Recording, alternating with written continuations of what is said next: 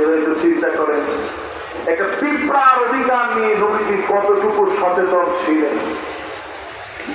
আল্লাহ হাবিবের সামনে উঠ এসে কেঁদে ফেলেছেন, চোখ দিয়ে পানি যাচ্ছে।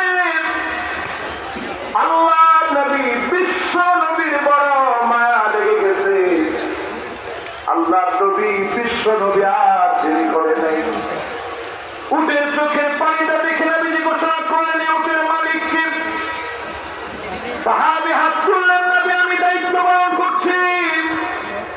আল্লাহ নবী বলেন, আফালা তাত্তাকিল্লাহ ফি হাযিহিল বাহিমা আল্লাতী মাল্লাকাকাল্লাহু ইয়্যা। এই উটের ব্যাপারে কি তোমার আল্লাহর কাছে জবাব দেওয়া লাগবে না? সামান্য উটের চোখের পানি দেখে উটকে কষ্ট দেওয়ার পরে খাবার না দেওয়ার কারণে জবাবদিহিতার সম্মুখীন যদি হওয়া লাগে, জনগণের উপরে অন্যায় বিচার করলে যার কাছে জবাব দেওয়া লাগবে তিনি কে? এবার বলেন কয় নাম্বারে আছেন? আর জোরে বলেন। 3 নাম্বার পর্যন্ত আপনারা কি বলতে পারবেন? 1 2 3। 1 নাম্বার কি? আমি আবার শুধু আওয়াজ করে চলে গেলাম, কিছু আপনারা মনে নেন নাই। এই বললে আওয়াজ আমার কাছে নাই। 1 নাম্বারটা কি? 2 নাম্বার? মাশাআল্লাহ, এগুলো সব মুখস্থ রাখবেন। 3 নাম্বার, রাসূলের সুন্নাহ দিয়ে রাষ্ট্র পরিচালনা করা লাগবে। ফানজুরু আম্মান তাখুযুনা দীনাকুম, চুলের গোড়া থেকে শুরু করে পায়ের তালু পর্যন্ত রক্ষা করা লাগবে। আর যদি আমার দেশে বলে হিজবুত তাওহীদ দেশে ইসলাম প্রতিষ্ঠা করবে, তাদেরকে তাড়াতে হবে, ঠিক কিনা বলে? এও তো আপনাদেরকে এসে বলবে ইসলাম প্রতিষ্ঠা করবে।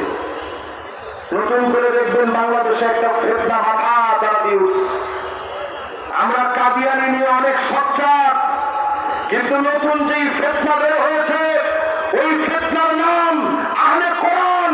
যদি এখনই আপনারা সজাগ না হন, আজকের মাহফিল থেকে পরিষ্কার বলি, আহলে কোরআন নামে কোন বন্ধকে বৈষম্য বিরোধী ছাত্র আন্দোলনের পরে সোজা থাকতে দেওয়া যাবে না, যাবে না।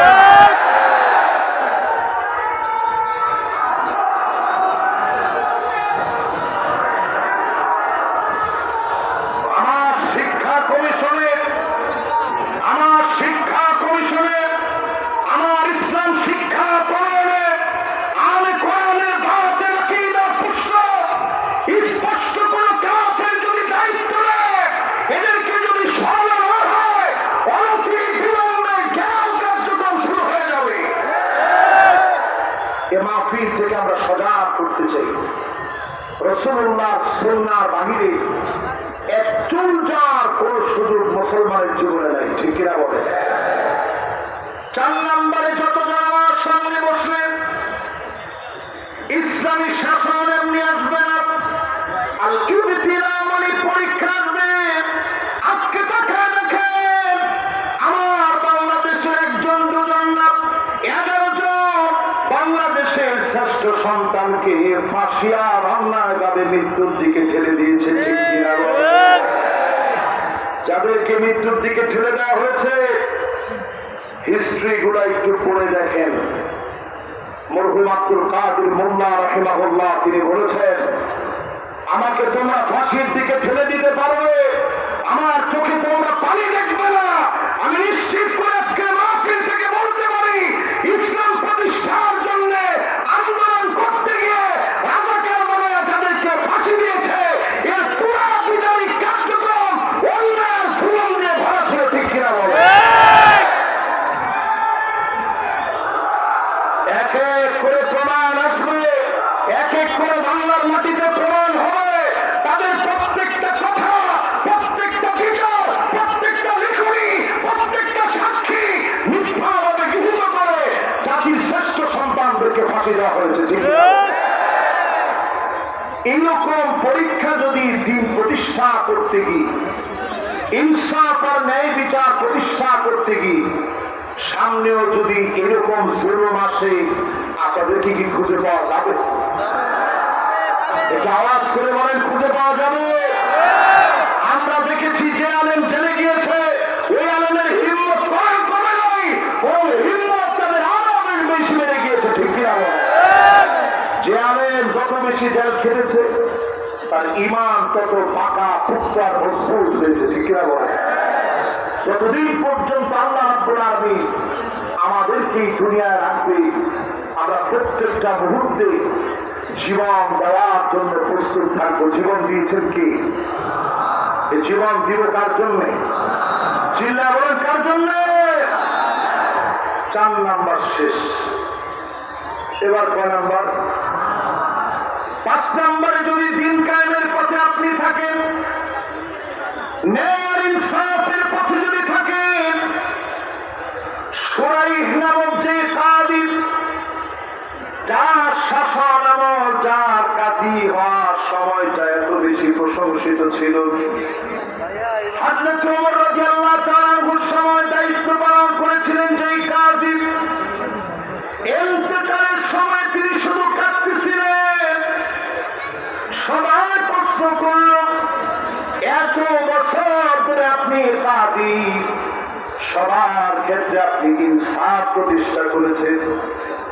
ওমর ফারুক রাদিয়াল্লাহু তাআলা আনহু বিচার নিয়ে এসেছিলেন, আমার ঘোড়াটা ভালো চলতেছে না। কাজী ওমরকে দেখে বিচার পাল্টে দেন নাই। কাজী বলেছিলেন, যেদিন আপনি কিনেছেন ওই দিন আপনার ঘোড়া ভালো ছিল, সুস্থ ছিল, এখন অসুস্থ হয়ে গেছে।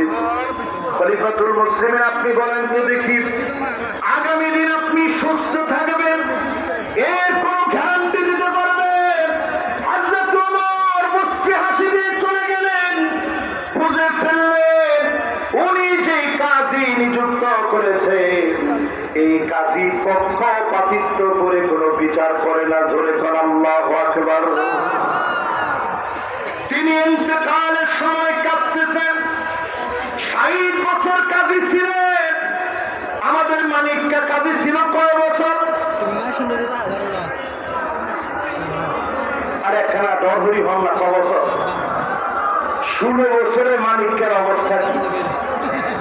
হায় হায় হায় রে, কলা পাতার ভিতরে মানিককে শুয়ে আছে।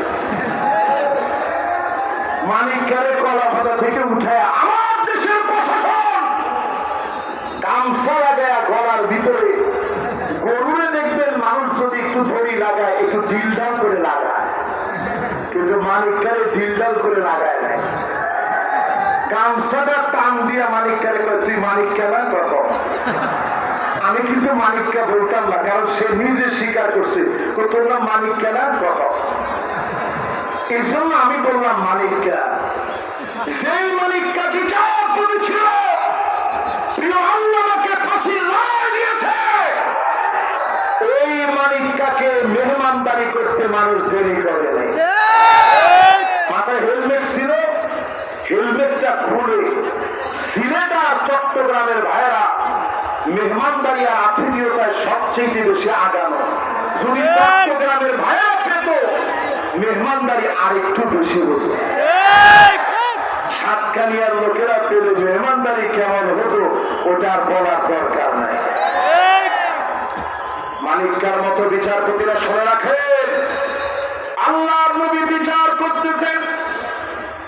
বনি মাকসুমিয়া গোত্রের একজন মহিলা, তুয়াইমিয়া নামক মহিলা চুরি করে ফেলেছে। চুরি করলে আইন কি? একখানা ডরহরি হন না, আইন কি?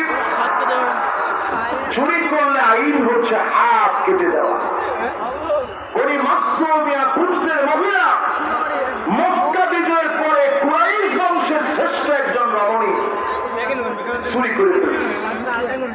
রাসূলের কাছে যখন বিচার আসছে, নবী করিম সাল্লাল্লাহু আলাইহি ওয়াসাল্লাম বিচার করলেন। আপনার কাছে কি মনে হয় এই বিচারের মধ্যে কোন পার্সিয়ালিটি হওয়া সম্ভব? আসতে বলেন। আল্লাহর নবী বিচার করবেন, সাহাবী এত কষ্ট হয়ে গেছে,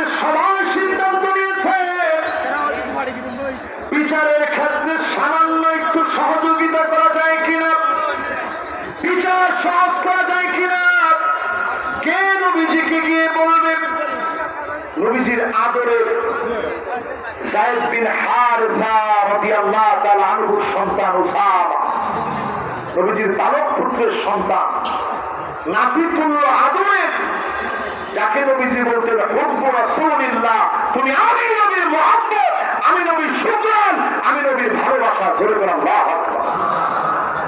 তো সব সাহাবীরা ওসামাকে পাঠাই দিয়েছে, ওসামা তুমি একটু যাও, গিয়ে নবীজির একটু বুঝায় বলো। ওসামা রাদিয়াল্লাহু তাআলা আনহু যখন গেলেন, একটু সহজ করে বিচার করেন, শ্রেষ্ঠ মহিলা হওয়ার কারণে সমস্যার সৃষ্টি হবে,